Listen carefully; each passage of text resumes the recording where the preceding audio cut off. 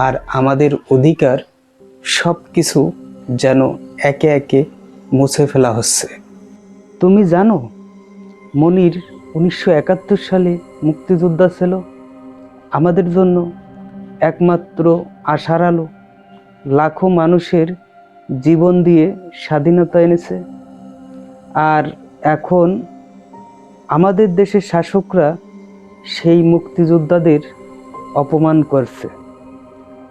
রাজাকারদের সম্মান দেয়া হচ্ছে, রাজাকারদের সম্মান দিয়ে আর মুক্তিযোদ্ধাদের অবমাননা, এটাকে আমাদের দেশপ্রেমের প্রতি চরম অবমাননা নয়?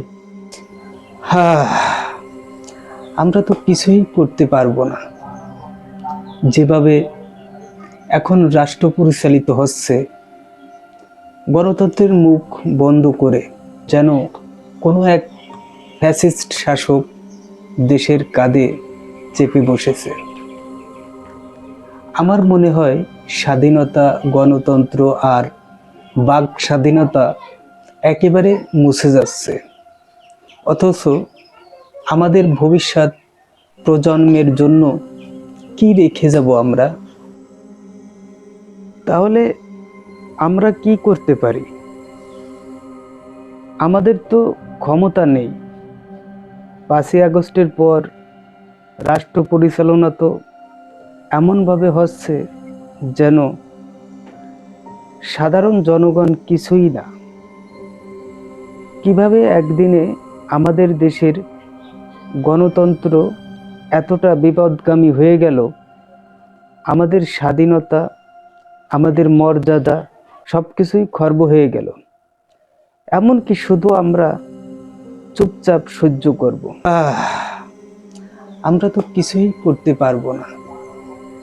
যেভাবে এখন রাষ্ট্র পরিচালিত হচ্ছে, গণতন্ত্রের মুখ বন্ধ করে কোনো এক ফ্যাসিস্ট শাসক দেশের কাঁধে চেপে বসেছে।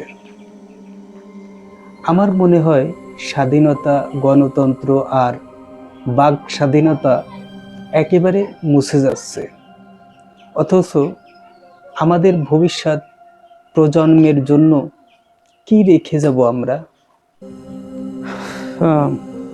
হ্যাঁ মনির, তুমি তো বলেছিলে ফ্যাসিজমের কায়দায় রাষ্ট্র পরিচালনা করা হয়েছে। এই রাষ্ট্রে আমরা বেঁচে থাকব, কিন্তু কিভাবে আমরা এই অন্ধকার থেকে বেরোবো? তবে হ্যাঁ, আমরা যদি একত্রিত হতে পারি, যদি জনগণ বুঝতে পারে, তাহলে হয়তোবা আবার কিছু করা সম্ভব। আজকে দেশের উপর যে অন্ধকার পড়েছে, সেটা দূর করতে আমাদের লড়াই করতে হবে। 5ই আগস্টের পর যে নতুন পৃথিবী এসেছে, তার বিরুদ্ধে আমাদের অবস্থান নিতে হবে। একদিন হয়তোবা আমরা ফিরে পাব সেই বাংলাদেশ, যেখানে আমাদের স্বাধীনতা, গণতন্ত্র এবং মানবাধিকার সত্যই প্রতিস্থাপিত হয়।